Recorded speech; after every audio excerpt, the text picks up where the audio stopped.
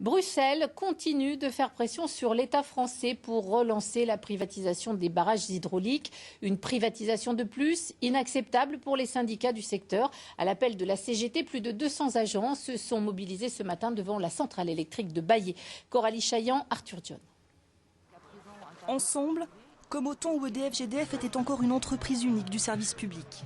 Venus de Moulins, du Puy, de Clermont et de Vichy, ils avaient prévu de se réunir à l'intérieur de la centrale de Baillé, tentative avortée. Mais ces militants CGT continuent de crier leur refus de la mise à mort du modèle énergétique français. Je pense qu'il y a un désengagement complet de l'État, puisque d'autres pays en Europe ont refusé les injonctions européennes. Et on peut facilement imaginer aujourd'hui que l'État, par le biais de la braderie de sa production hydraulique et autres, a passé un deal avec la Commission européenne, quoi. Alors face aux représentants de la direction, ils réclament un pôle public de l'énergie. Vous avez l'air d'oublier quand même que vous êtes coupable.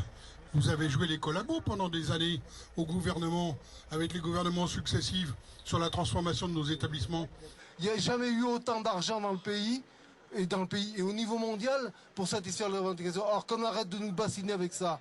Le problème, c'est aujourd'hui, la question, c'est de la répartition des richesses. Réponse de la direction, les décisions sont avant tout politiques. 4000 nouvelles suppressions de postes sont annoncées en 2016. Et ce matin, on insiste pour dire que les consommateurs ne seront pas épargnés. Ici, dans le cadre de certaines revendications. L'outil industriel a été financé par leurs impôts, a été financé par le paiement de leurs factures, qu'aujourd'hui on nous enlève notre outil, donc on va forcément détruire de l'emploi au sein de nos entreprises.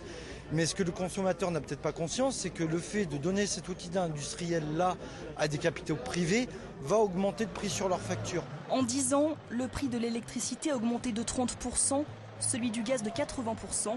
Les bénéfices nets cumulés de GDF, Suez et EDF SA s'élèvent, eux, à plus de 5 milliards en 2014.